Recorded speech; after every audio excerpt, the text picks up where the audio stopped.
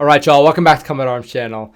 Okay, so I'm with Ryan from Commando again. We are doing another little joint reaction, but today we're checking out the British MI6 versus the US c.i.a. Now, I gotta say, I don't know a whole lot about either of these. I don't know about you, but it should be. No, it's something that I think there's not a lot of information out there other than the movies like James Bond and stuff. Exactly. Yeah, so we'll see if these guys have a little more of that inside info. But yeah, hopefully you guys enjoy. We'll get right into it. Who was the most famous spy in the world?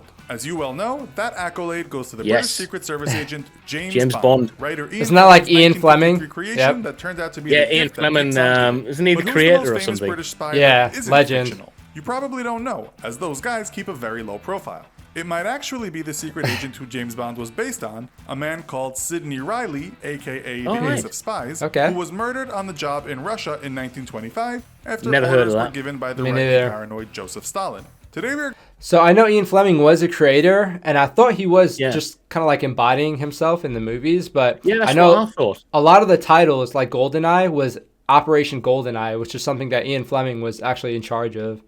So seriously? Yeah, I didn't know it was based off of some other dude, though. All right, that's pretty cool. I didn't know that. Yeah. We're going to take a look at the organizations in the UK and the US where real-life spies might currently be getting a paycheck in this episode of the infographic show, MI6 versus CIA. Don't forget. Right, just a quick one then before we get into it. So MI6, we've got MI5 and MI6, and then the CIA. So one's internal, like national security. The other one's international. Do you have an equivalent? Is that? Yeah, so FBI is the internal, CIA is the external. So yeah, it is. It is. So that's the MI5, MI6 equivalent then. Right. Yeah. Cool. And they do work together a lot. Really? So this is the external type stuff then. That's pretty cool. Right. Yeah. Don't forget to subscribe and click the bell button so that you can be part of our notifications. Let's start with looking at the CIA, an organization you might already know something about if you watched our show FBI versus CIA. The Central Intelligence Agency was created in the interest of the USA's national security. This might well indeed mean spying on other countries, or even keeping tabs on US citizens, although how much that actually happens is a matter of debate. The agency is involved with terrorism, weapons of mass destruction, cyber intelligence, and generally keeping an eye on what is happening politically around the world and trying to ensure it doesn't negatively affect America. The CIA was created on July 26, 1947, when Harry S. Truman signed off on the National Security Act. It was the attack on Pearl Harbor that proved to be the greatest impetus to start such a covert agency. After that, the CIA had a hand in many countries' affairs. It was working underground in Jamaica in the 70s, and no, there's no proof the CIA killed Bob Marley, fixing coup d'etats in Iran and Indonesia, and generally making sure communism didn't pick up too much traction as it was a threat to global democracy and America. So I'd imagine, right, the CIA would be absolutely huge. It has to be. Bearing in mind, like, the military footprint that you guys have got globally, what, like 800 plus military bases around the world. I'd imagine they'd be integral with military kind of exploitations as well. Yeah, whereas so ours maybe not so much. It is hard to tell. So the CIA works with the FBI a lot, but then at the same time, you also have military intelligence. So I don't know where the separation is between like CIA and like special forces guys, because I know special forces guys kind of have like their own thing going on, but that's right. Yeah, I don't know where the separation is. Dominance. That's quite the position the CIA holds in the world, and judging by many of your comments on our last show featuring the agency, many of you believe the CIA is slightly lacking in ethics. Well, what about the UK's covert agency? Is it any better? So we should also... I'll say, so I think they started in like, what, 1947? Around that same time, there was a lot of like, I think like the Espionage Act also came out around that time. And it's because the US was kind of really paranoid about like immigrants that came into the US. They thought that there's a lot of people that they're trying to do like really nefarious stuff. So they're kind of like born off of that, and at the same time, just like the US being super weary and also like a little bit racist with the people in the US. Oh, right, okay. Yeah, so I think I never that's what knew they're that. referring to. Yeah, that makes sense. Explain that MI5 works in the UK catching foreign spies, while MI6 is basically UK spies abroad.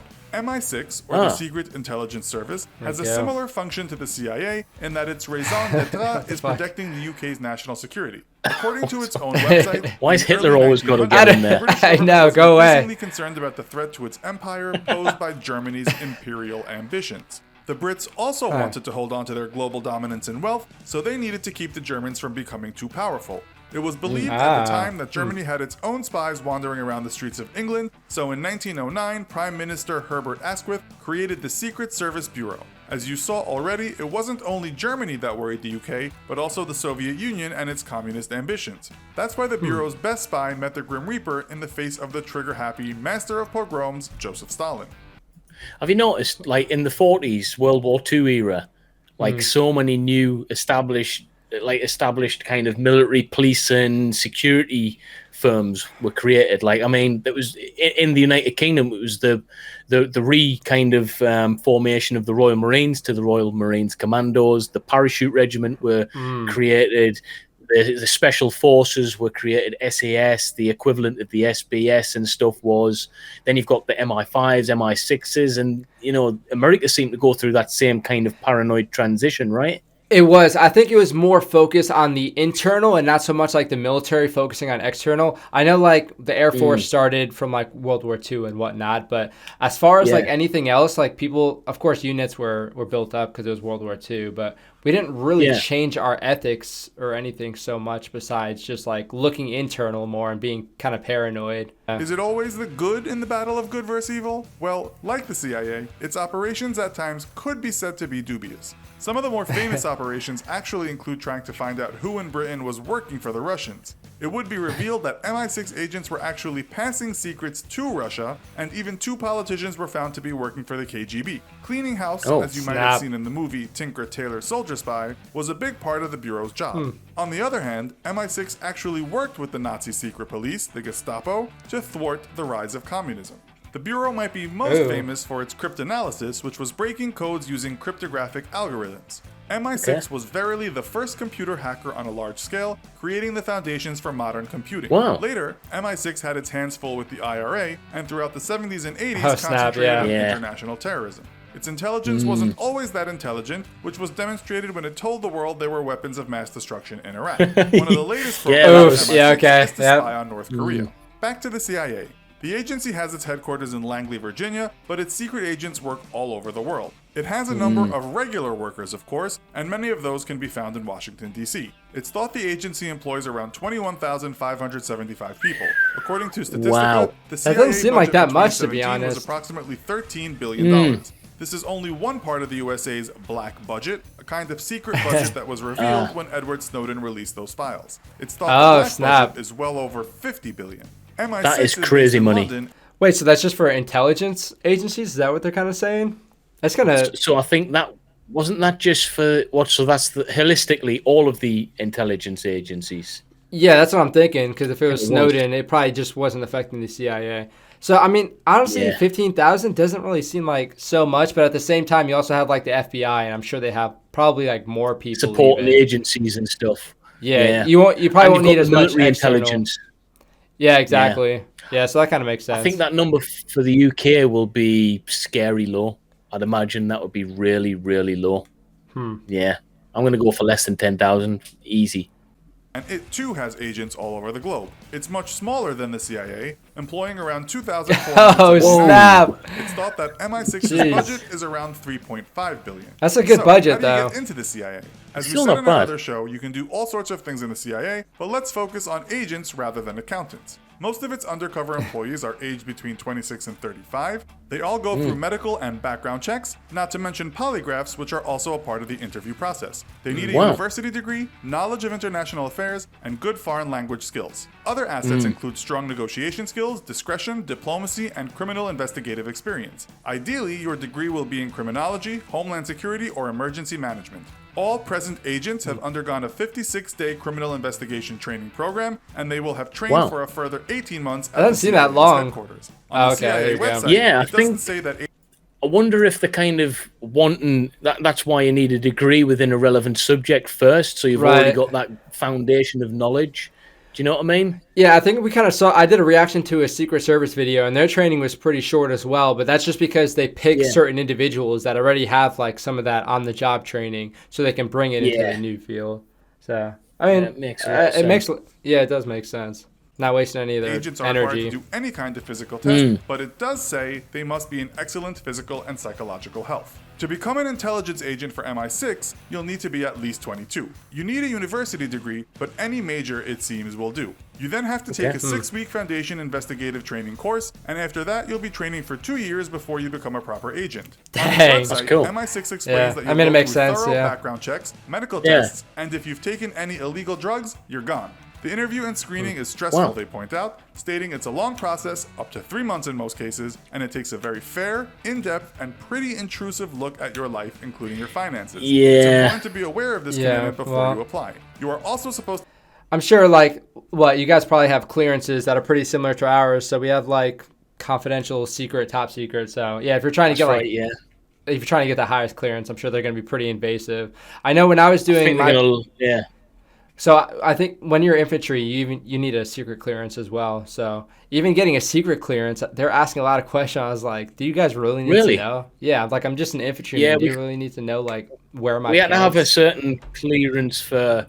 So if you were using certain pieces of equipment, then you would have to get certain clearances, but a specific job. So when I was a service police investigator, we had to have obviously the highest kind of clearance you could get for within that area of work. But again, it wasn't really that hard. And obviously there'll be higher levels as well.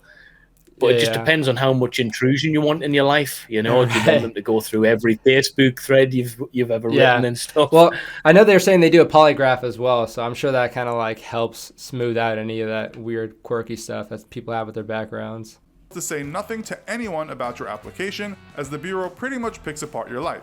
At time of writing, there were over 20 jobs available in MI6, but only one position was for intelligence officer. So, what's it like to be a CIA agent? It can be lonely, as we pointed out before, if you go deep undercover. You can't tell anyone what you do exactly, and you will even keep secrets from your own family. On the CIA website, it gives 10 reasons why you should work there, which includes working with very smart people, having an exciting job, being at the forefront of global politics, and also receiving great benefits. According to one salary website, new agents receive about $47,000, but a senior agent might earn more than $130,000 a year. One CIA what do you think of that then?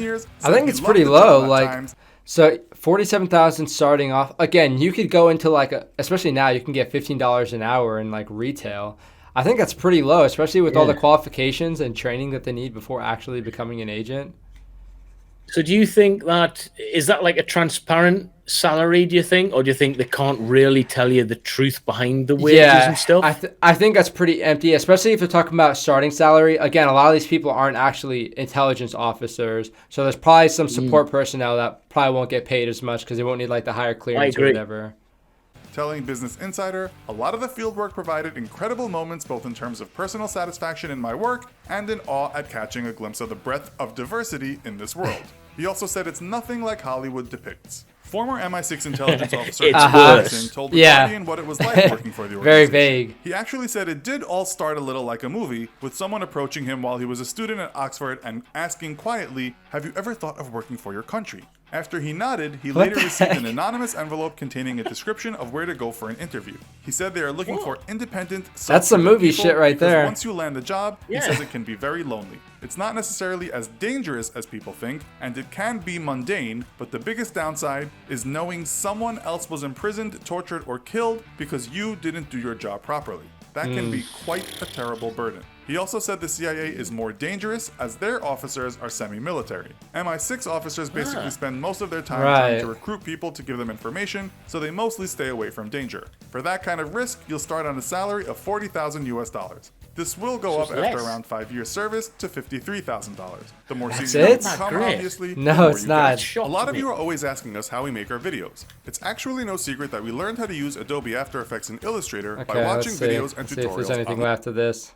Okay, so I think it's just an ad at the end. Let's start. That isn't really that much, but again, they're saying it's not like the movies, but they're talking about this dude getting approached and getting an envelope about where to meet. It's kind of like exactly what you picture. Yeah, that's exactly what I thought as well. You see it in a movie, but you wouldn't expect that to actually exist. So maybe that ties into the whole reason behind having military experience. If you kind of shine in the right places at the right time, that might be one of those situations like, hey, you know, have you ever thought about X, Y, or Z? You know, that's what I'm kind of thinking. You figure they would get like the paycheck that would reflect that sort of like maturity and responsibility, but apparently not.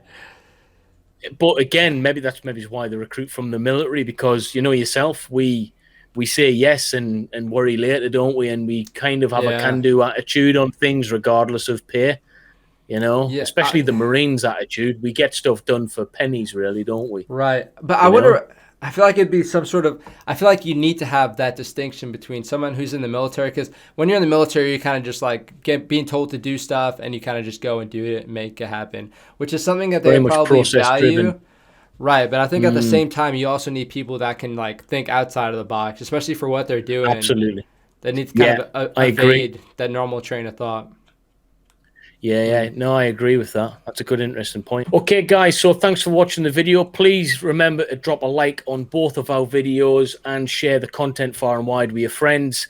If you haven't subscribed to either of our channels, guys, then hit that subscribe button. It really does help us out. And make sure you go over to Theo's channel on Combat Arms and drop a subscribe there. Just subscribe to both our channels, guys. We do similar content.